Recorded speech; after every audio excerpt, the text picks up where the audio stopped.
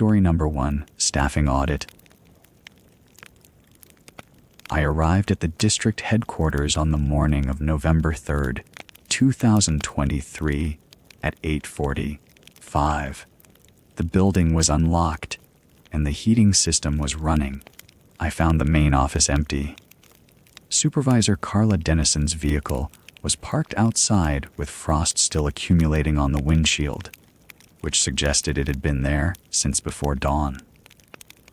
Her office door was open. Her daily planner lay on the desk with my appointment circled in blue ink. The notation read, Personnel Review, 900. Beside the planner sat a coffee mug. The liquid inside was still warm when I touched the ceramic. Steam rose faintly from the surface. I checked the other offices and the break room. No one was present. I attempted to contact the district office in Kalispell using the landline on the reception desk. I heard only static, a consistent white noise that did not break or vary. My cell phone showed no signal bars, despite having maintained full reception during the drive from my previous assignment in Missoula, a distance of approximately 200 miles. Standard protocol required immediate notification of missing personnel. I could not comply. I waited 10 minutes and tried the landline again. The result was identical. I began a systematic search of the building. The break room contained Dennison's jacket hanging on the back of a chair, still damp from morning moisture. Her radio sat in its charging cradle on the counter, the battery indicator showing full charge. Both items were items she would not voluntarily leave behind if she had exited the building. The records room was on the east side of the building. The filing cabinet designated for incident reports stood open. Several manila folders lay scattered across the floor. I collected them and examined the dates. All of them were from October 1997. The folders contained incident summaries, preliminary investigation notes, and correspondence with regional office personnel. The pages were yellowed, and the ink had faded to a pale brown. I noted the file numbers and replaced the folders in the cabinet. I did not read the contents in detail. I should have. That was a decision I made at the time. I heard footsteps in the hallway. The sound came from the direction of the west corridor, moving toward the front entrance. The footsteps were deliberate and even, the gait of someone walking at normal speed. I moved into the hallway and called out. No response. I walked to the lobby. The front door remained locked from the inside. The deadbolt had not been engaged. The electronic lock showed no recent activity on the display panel. The footsteps continued. I heard them again, now coming from the records room I had just exited. I returned to that room. It was empty. The filing cabinet remained open. The folders were undisturbed. Over the next 40 minutes, I heard the footsteps repeatedly. They moved through the building in a pattern that did not correspond to any logical path. They would sound in the break room, then in the administrative offices, then in the storage area, then in the hallway outside the conference room. Each time I moved to investigate, the footsteps would cease before I reached the location. I maintained visual confirmation of every room. The building remained empty of other personnel. I did not call out again. At 9:35, the footsteps stopped. The building fell silent. I stood in the lobby and waited for approximately 5 minutes. I heard nothing further.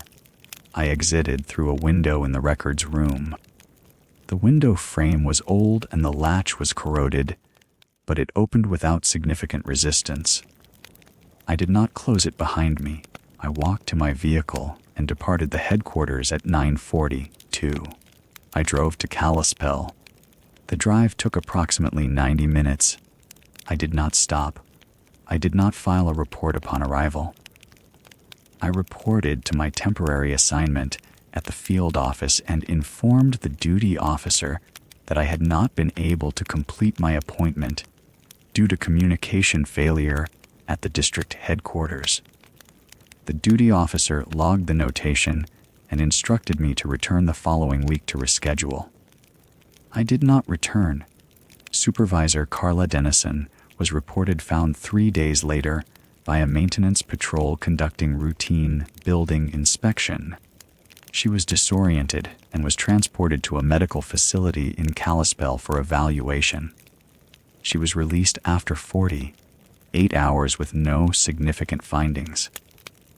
She reported no memory of the period between 8 o'clock in the morning on November 3rd and the moment of discovery. She stated that her last clear recollection was of preparing her morning coffee. I was reassigned to a southern district in December 2023. The reassignment was characterized as a routine rotation. No explanation was provided. My personnel file does not contain any notation regarding the incident at the Northern District headquarters. The incident report for November 3rd, 2023 was filed as a communication system malfunction with no personnel involved. The case was closed in January 2024. I have not been reassigned again. Story number 2, shift roster. I arrived for the overnight shift at the secure residential unit at 11:30 in the evening, relieving the evening supervisor who gave me the standard handoff. All 12 residents were accounted for and asleep. The unit was quiet. I reviewed the behavioral logs, checked the medication cart, and settled into the office for what I expected to be a routine night. My first round began at midnight. I moved through the hallway with my flashlight, checking each room through the observation windows. Residents 1 through 6 were in their beds. Resident 7 was standing in the hallway outside his room, facing the wall, motionless. This violated his behavioral plan. Resident 7 had a documented history of nighttime wandering and required immediate redirect. I approached him using the standard verbal protocol. I said his name. I gave a clear instruction to return to his room. He did not respond. He did not turn around. His breathing was regular. His posture was rigid. I used approved physical guidance to escort him back to his room. He complied without resistance. I documented the incident in the logbook at 12:05 and continued my rounds. Residents 8 through 12 were accounted for and asleep. At 1:15, I found him in the same position in the hallway again. I checked the logbook. The entry I had made at 12:05 was there, but below it were 2 additional entries, both in my handwriting, both time-stamped at 12:32 and at 12:58. Both documented the same redirect. Both noted that I had returned resident 7 to his room using approved physical guidance. I did not remember making those entries. I only remembered the first redirect. I called the on-call supervisor. The line produced only static. I tried again. Static. I checked my cell phone. The screen showed full signal strength, but when I attempted to place a call, the display changed to no signal. The bars disappeared. I set the phone on the desk. I returned resident 7 to his room again. I documented this in the logbook at 1:19. I remained in the hallway and watched his door. He did not emerge. At 2 o'clock, I began my scheduled round. I moved down the hallway toward the day room. Resident 7 was standing in the hallway ahead of me, facing the wall. I turned around. Resident 7 was standing in his doorway behind me, facing inward. I looked into the day room. Resident 7 was standing at the window, facing out. I moved toward the bathroom. Resident 7 was standing in front of the sink, facing the mirror. I stopped. I stood very still. I looked at the medication cart beside me. The glass front reflected the hallway behind me. In that reflection, Resident 7 was standing directly behind me, facing forward, his face level with my shoulder. When I turned around, there was no one there. I initiated facility lockdown protocol. I moved through the unit and secured each resident in their room, closing each door firmly. I locked the common areas. I secured the medication cart. I attempted to lock the office door, but my keys no longer fit the lock. The key entered the mechanism, but it would not turn. I tried the master key. Same result. I walked back through the hallway to check that all doors were secure. Every door I had closed was standing open. I closed them again.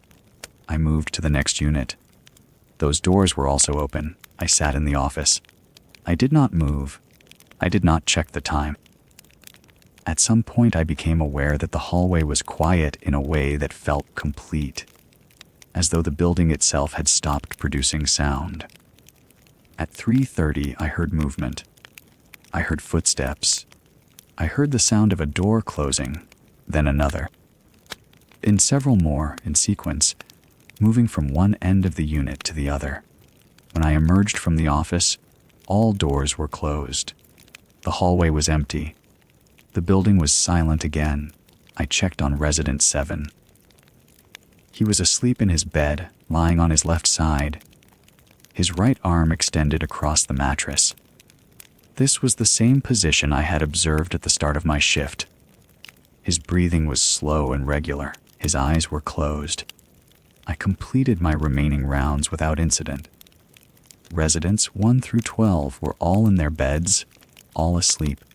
I submitted a standard overnight report noting one behavioral redirect for Resident 7 at 12:05.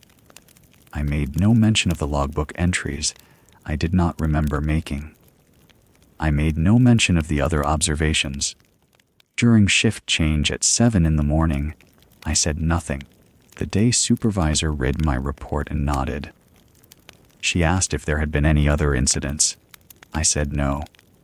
The facility director reassigned me to a different residential unit the following week. No explanation was provided. I did not ask for one.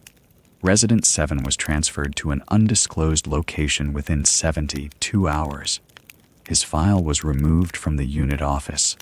His room was cleaned and left vacant. The incident was closed. The file was archived. My reassignment was finalized. No further action was required.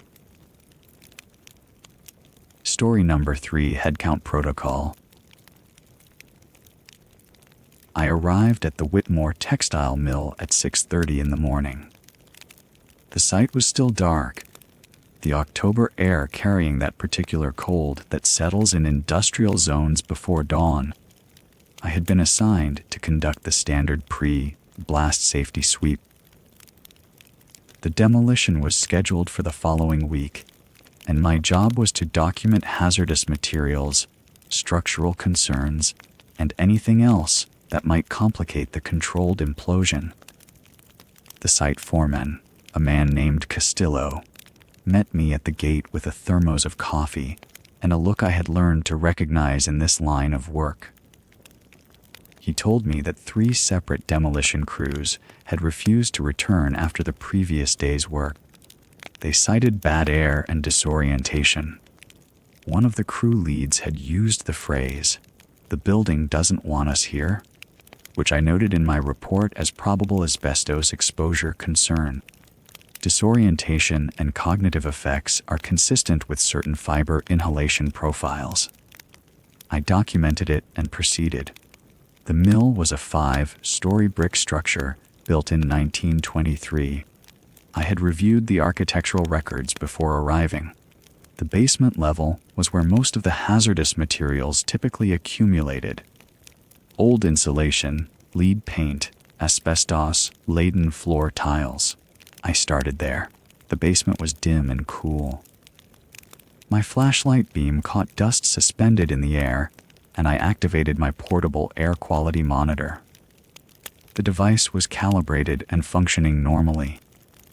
I began my standard grid pattern, photographing areas of concern, collecting samples, marking hazard zones with fresh markers. That was when I noticed the old markers were gone. All of them. The hazard placards that should have been distributed across the basement, marking known problem areas from the preliminary survey, had been removed from their positions. I found them stacked neatly in the northwest corner, still in their protective sleeves, arranged in what appeared to be numerical order. The basement had been locked. Castillo had confirmed that no one had entered overnight. I documented this and continued. My air quality monitor began cycling through readings that made no sense. It would show normal levels, then spike to dangerous concentrations, then return to normal. No visible change in the environment corresponded to these fluctuations. The readings were inconsistent with any known contaminant profile. I checked the device's calibration. It was correct. I moved toward the eastern section of the basement, where the service corridors connected to the sub-basement levels. The floor plan indicated that the main service corridor terminated at the foundation wall. I had walked this route before on previous site visits. This time, the corridor extended beyond where it should have ended. There was a doorway I did not remember. It was unmarked and unremarkable, a standard industrial steel door, painted gray with a push bar. I documented the discrepancy and opened the door. The space beyond was not on any floor plan provided to me. It was a sub-basement level, larger than the documented basement above it. The air was different here, not stale or contaminated, but somehow denser. My flashlight illuminated rows of equipment that had nothing to do with textile manufacturing. The machinery was older than the building itself, based on the design and construction methods. Some of it I could not identify. There were workstations with instruments I did not recognize, mounted on walls that showed no signs of deterioration despite their apparent age. I attempted to radio the surface. My handheld unit, which had been functioning normally, produced only static. I checked my mobile phone. No signal. The battery indicator showed full charge. I had confirmed both devices before entering the building. I proceeded with documentation. I photographed the equipment, the layout, the architectural features. The walls were reinforced concrete, far thicker than the basement walls above. There were no windows, no visible ventilation systems, no electrical conduits I could trace to any known source. The lighting came from fixtures mounted in the ceiling, but I could find no corresponding power source. I spent what I estimated to be approximately 20 minutes in the unmapped section. I took systematic photographs, made notes on my handheld recorder, and collected no samples. The environment did not match any hazard profile I was trained to assess. I then retraced my path to the service corridor and returned to the basement level. When I checked my watch, it was 10:47 in the morning. I had entered the basement at 6:45. 4 hours and 17 minutes had elapsed. I completed my documentation of the basement level and ascended to ground level. My radio functioned normally again. I called Castillo and requested a meeting in his office. I filed my site closure recommendation within the hour. I cited structural instability and recommended immediate cessation of all demolition activities pending further engineering review. I did not mention the unmapped section. I did not mention the time discrepancy. I did not mention the equipment or the architectural inconsistencies. The district supervisor, a woman named Reeves whom I had never met, approved the closure recommendation 40 minutes after I submitted it. She did not request additional documentation or clarification. She simply approved it. 8 days later, the Whitmore textile mill was demolished by controlled implosion. the structure collapsed inward as planned. The site was cleared and prepared for redevelopment. All documentation related to the unmapped section, my photographs, my recorder notes, my preliminary observations, was transferred to Regional Archive Classification under Administrative Seal. I was reassigned to a different district.